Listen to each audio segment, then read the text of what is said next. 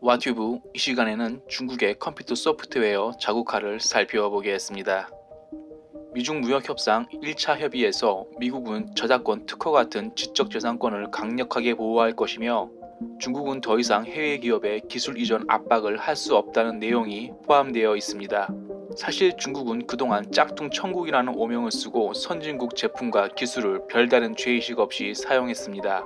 중국은 공산주의 국가답게 지적재산권 개념이 없습니다.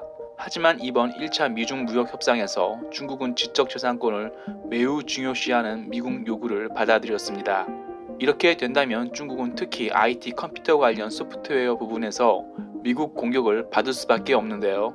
미국은 이미 중국 최대 통신장비 업체 화웨이 장비는 미국 공공기관에 사용할 수 없게 했으며 동맹국에도 안보 이유를 들어 중국 통신 장비를 사용하지 말 것을 요청했습니다.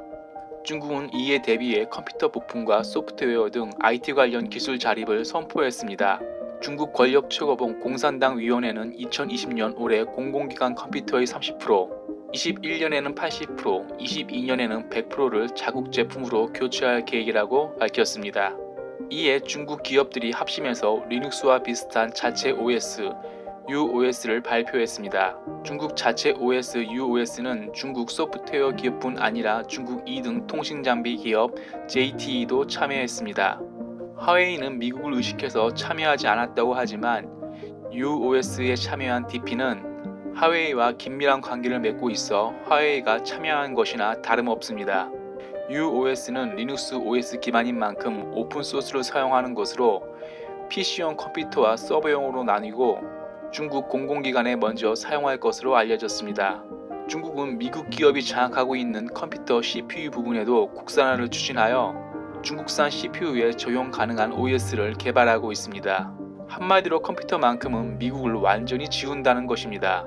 UOS는 여기에 그치지 않고 외국 완제품 PC에도 적용할 수 있고 한글 엑셀과 비슷한 중국산 킹소프트 오피스 사무 프로그램과도 연동된다고 밝혔습니다.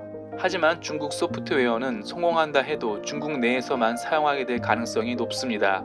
이유는 과거 MS를 잡기 위해 유럽에서 리눅스를 사용하자는 붐이 생겼지만 다른 소프트웨어와 호환 문제로 결국 흐지부지 끝나고 말았습니다. 다른 소프트웨어 연동 호환 문제는 상당한 불편함을 감수해야 합니다. 실례로 한국에서 인터넷 뱅킹을 하려면 리눅스 기반은 은행 서버도 리눅스용을 운영해야 하기에 인터넷 뱅킹에서 불편함을 감수해야 합니다. 또한 모든 공공기관도 MSOS를 사용하기에 호환하려면 불편함을 감수해야 합니다. 그렇다면 중국은 여러 불리함을 딛고 과연 컴퓨터 부품과 소프트웨어 자국화에 성공할 수 있을까요? 중국은 일단 14억 인구가 한 가지 문자와 언어를 쓰고 있어 특히 소프트웨어 부분에는 자신감을 보입니다.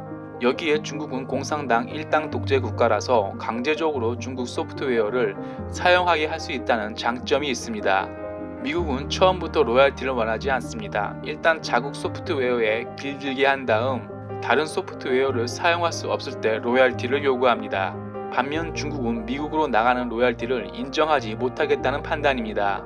중국은 패권 국가로 가려면 컴퓨터 OS를 비롯한 소프트웨어 자국화는 꼭 필요하다는 것을 잘 알고 있습니다. 중국은 14억 인구가 한 가지 문자로 사용한다는 장점과 공산당 일당 독재라는 장점을 손에 쥐고 미국 소프트웨어와 한바탕 싸움을 시작했습니다. 미국보다 인구가 3배 많은 중국이 과연 어떤 결과를 만들어낼지 정말 궁금합니다. 와튜브 마치겠습니다. 유익했다면 구독, 좋아요, 알람 설정 부탁합니다.